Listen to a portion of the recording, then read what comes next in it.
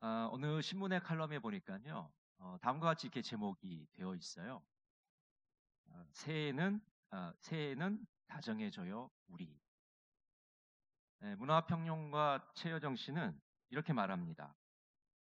마음 문을 열고 손을 타인에게 손 내밀수록 우린 이 지구에서 더욱 오래 함께 할 수 있다. 더욱 오래 함께 할 수 있다. 이 시간 한번 우리 옆에 있는 분들하고 이렇게 한번 인사 나누시면 좋을 것 같아요. 새해에는 우리 다정해집시다. 한번 인사 한번 해보시죠. 네, 앞에 있는 분들에게 새해에는 우리 다정해집시다. 네, 또 일부 예배 드리시는 분들은 더 다정하신 분들이 오신 것 같아요.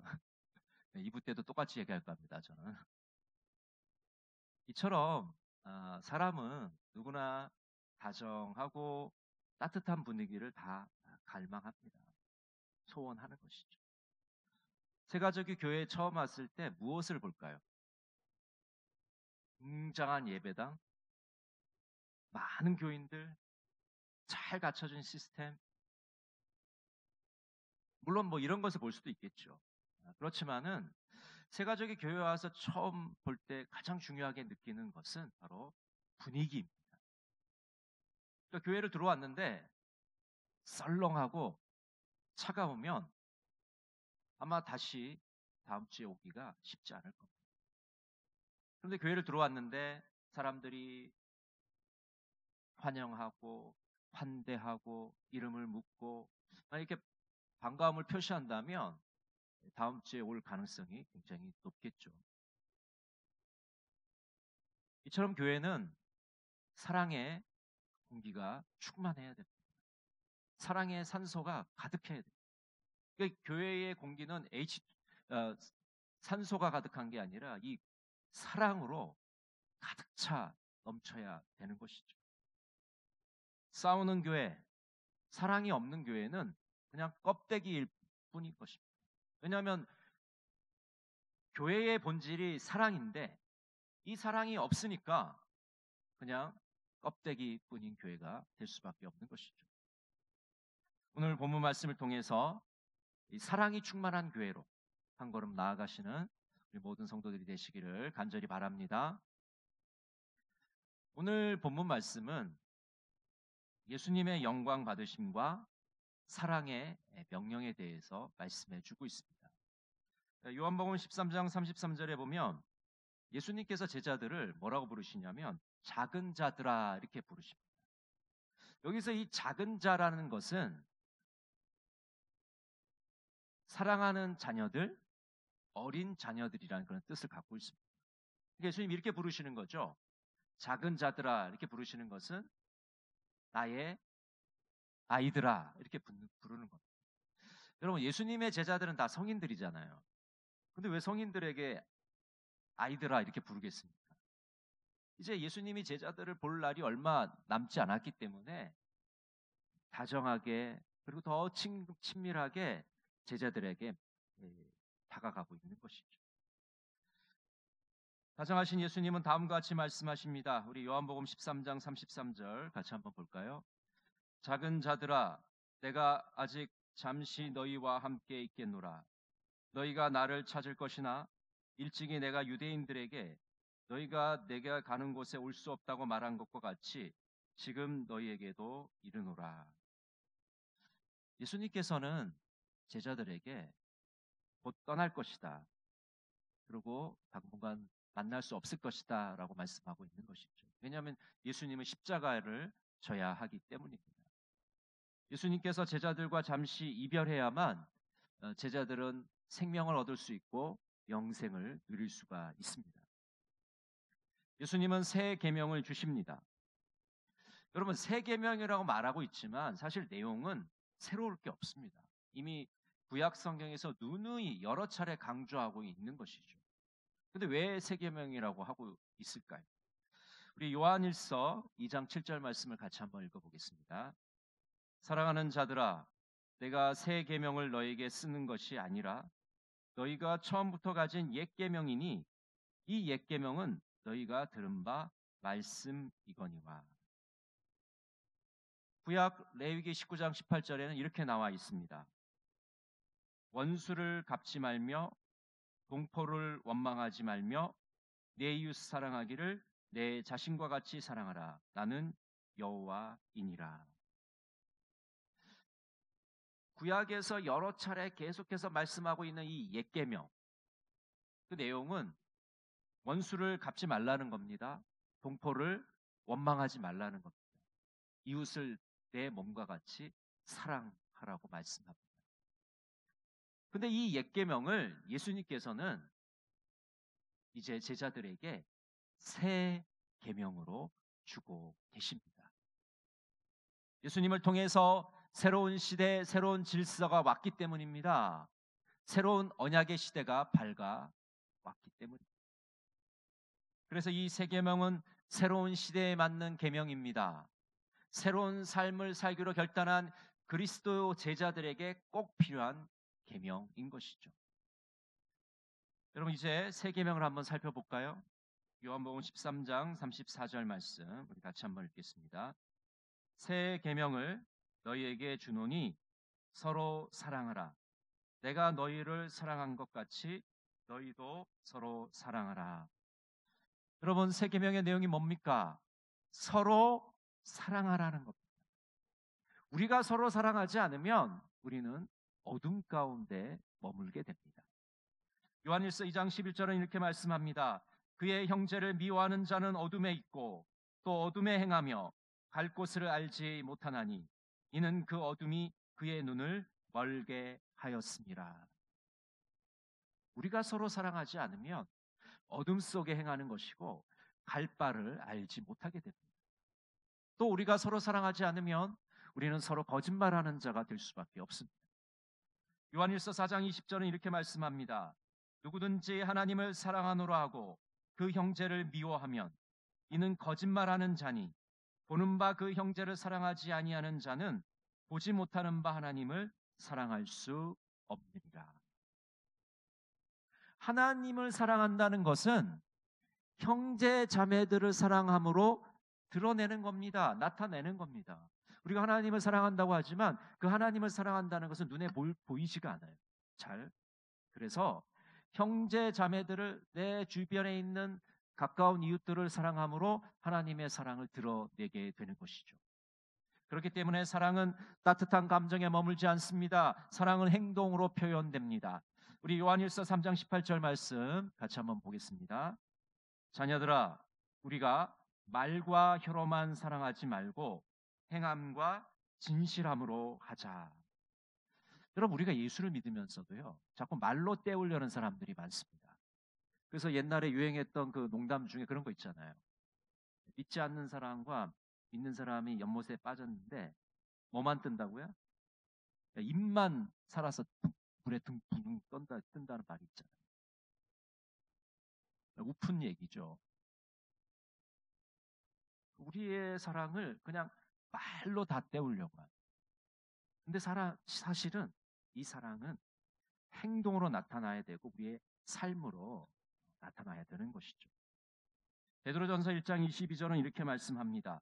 너희가 진리를 순종함으로 너희 영혼을 깨끗하게 하여 거짓이 없이 형제를 사랑하기에 이르렀으니 마음으로 뜨겁게 서로 사랑하라.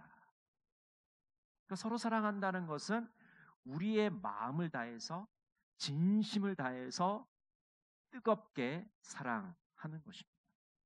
여러분 한번 생각해 보세요.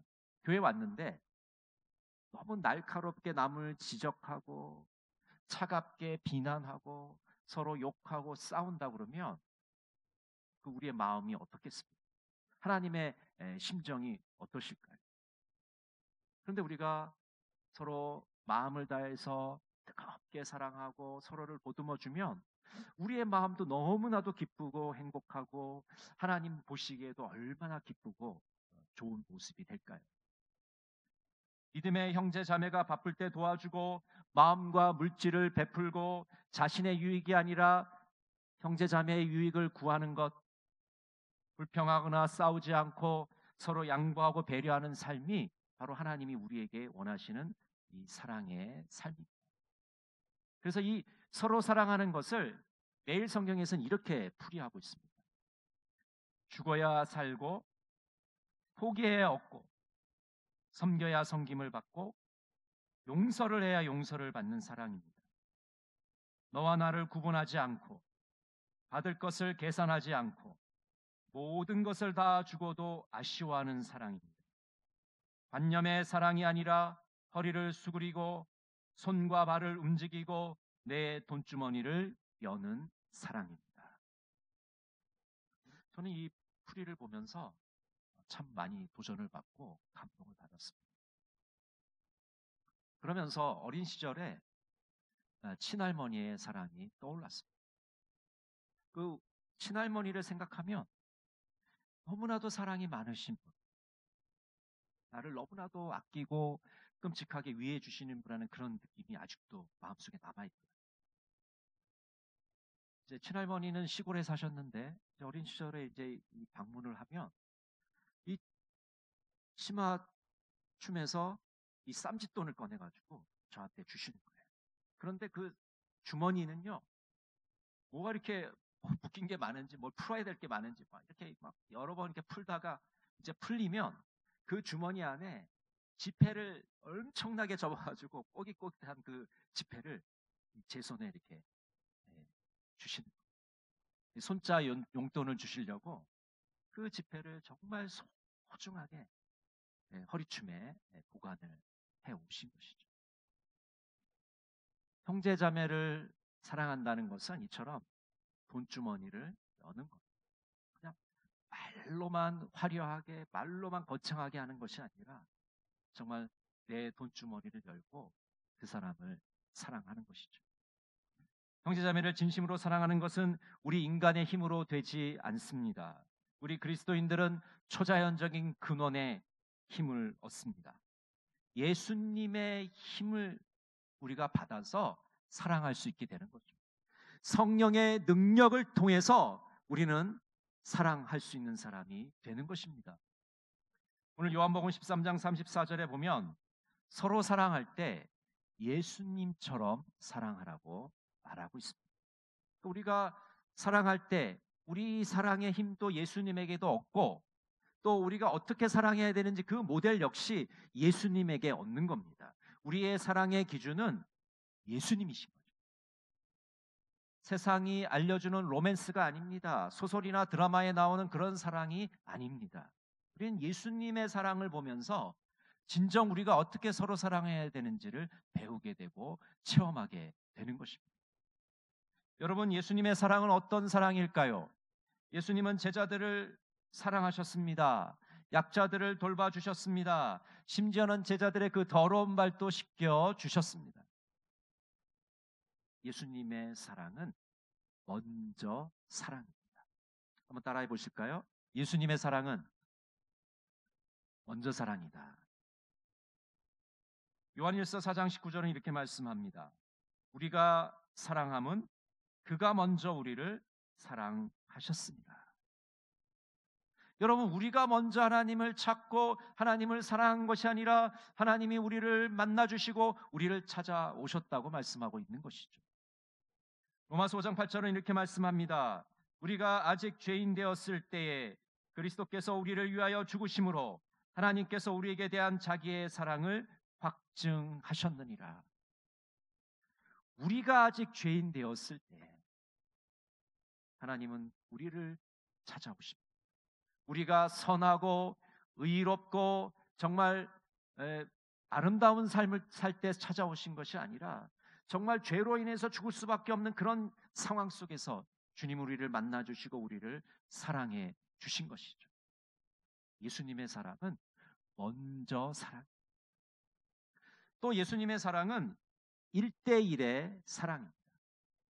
여러분, 이 지구상에는 수십억의 인구가 살고 있습니다. 근데 주님께서는 우리를 만나 주실 때 항상 1대1로 만나십니다. 우리의 이름을 부르시고 우리의 속사정을 너무나도 잘 아시면서 우리를 만나 주시는 거죠. 인격적으로 우리를 만나 주시고 사랑해 주십니다.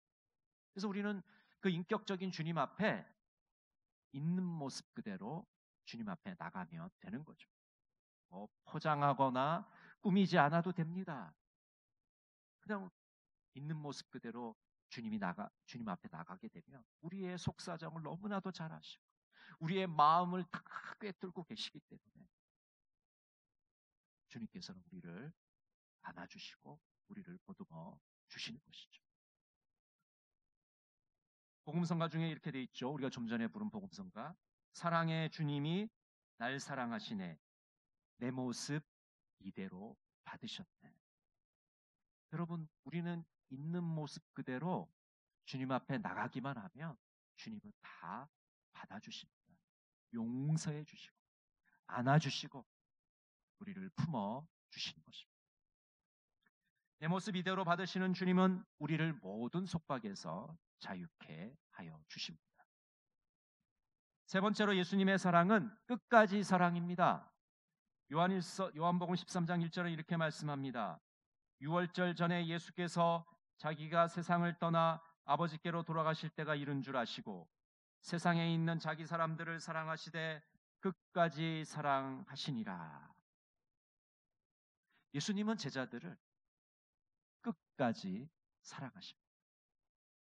여러분 한번 생각해 보세요. 우리의 사랑과 예수님의 사랑을 좀 비교해 보면 우리의 사랑은 어떻습니까? 기분이 좋을 때는 내 간이라도 다 빼줄 것 같아요. 근데 한번 빈정이 상하면 쳐다보지도 않습니다. 만나려고 하지도 않아요. 그게 우리의 이 변덕이 죽을 듯하는 인간의 사랑입니다. 감정의 기본이 너무 심해요. 좋았다, 나빴다, 좋았다, 나빴다. 근데 주님은요, 늘 한결같이 끝까지 우리를 사랑해 주십니다.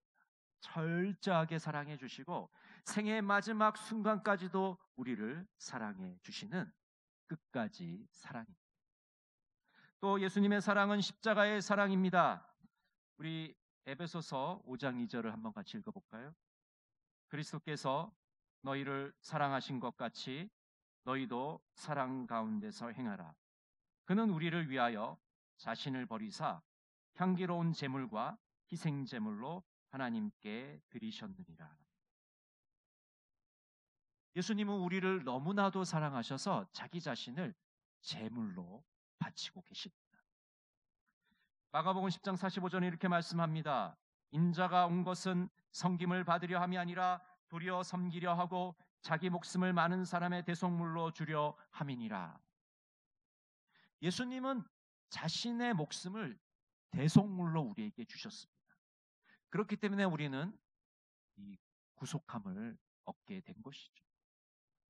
예수님이 그 무거운 십자가를 지고 십자가에 못 박히셨기 때문에 우리는 죄 용서를 받고 구원함을 받게 된 것입니다. 여러분 오늘 2부 예배 시간에도 수많은 죄책감과 그 무거운 죄의 짐을 지고 오신 분이 계실 겁니다. 이 시간 십자가의 주님 앞에 그 무거운 죄짐을 다 내려놓으시기를 바랍니다. 우리가 참회의 기도를 하고 고백의 기도를 드릴 때 주님은 사죄를 선언해 주시고 우리의 죄를 용서해 주신 것입니다. 예수님의 사랑은 십자가의 사랑입니다. 그렇기 때문에 우리가 누군가 미운 사람이 생겨도 그 골고다의 십자가를 사랑하게 되면 그 사람을 용서할 수 있게 되는 것이죠. 여러분 그 골고다 위에서 죽으신 예수님의 십자가를 바라보면 우리는 어떤 마음이 들까요? 아니 이 죽을 수밖에 없는 죄인, 이 부족한 죄인을 위해서, 이 보잘것없는 죄인을 위해서 예수님께서 피 흘려 죽으셨고 그 십자가를 바라보게 되면 나같이 형편없는 자도 용서해 주셨. 이 사람을 왜 내가 용서하지 못할까? 그런 관대하고 측은한 마음이 우리 마음속에 생기게 되는 것입니다. 여러분 지금 여러분들의 머릿속에 마음속에 미워하는 사람들이 있을 겁니다. 만나면 불편하고 만나기 싫고 좀 안갚음하고 싶고 그런 사람이 있을 거예요. 그렇지만 우리의 시선을 저 십자가로 향하는 순간 우리의 마음속에는 복수하고 싶은 마음이 아니라 그 사람을 용서하고 그 사람을 사랑하고 싶은 마음이 생기게 되는 것입니다. 그것이 바로 십자가의 사랑입니다. 이처럼 그리스도의 제자는 예수님의 사랑의 깊이를 알고 삶으로 실천하는 사람들인 것입니다. 요한복음 13장 35절 이렇게 말씀합니다.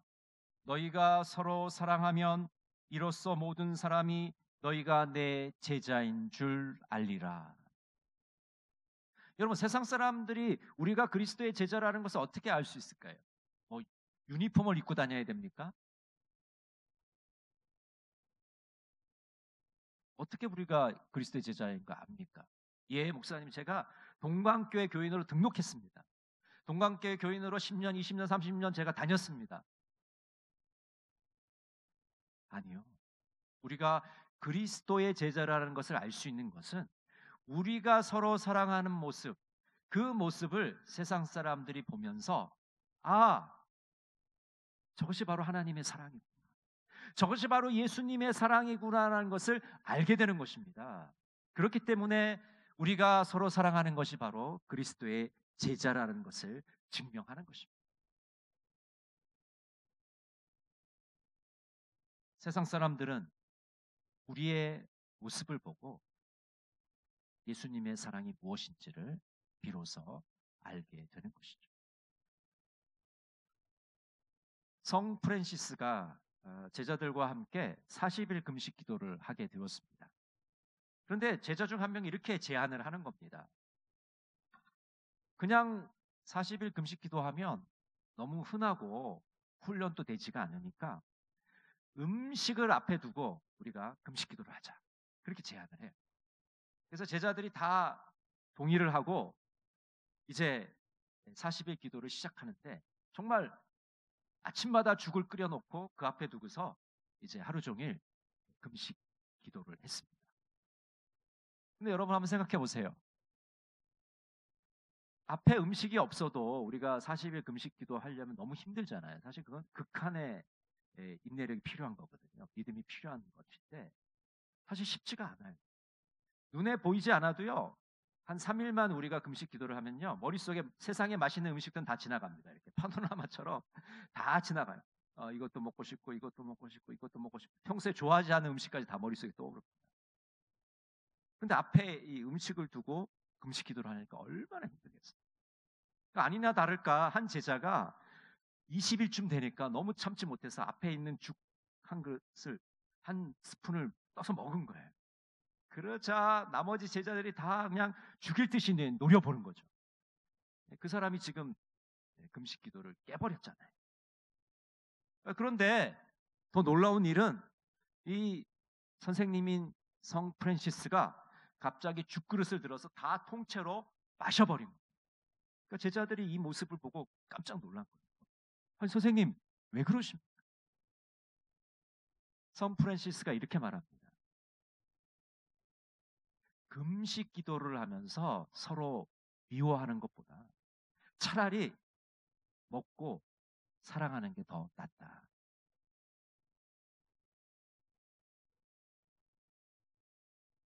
우리가 종교적 수행을 한다고 하지만은 사실 우리 안에 미워하는 사람이 있다면 우리가 하는 것들이 무슨 의미가 있을까요?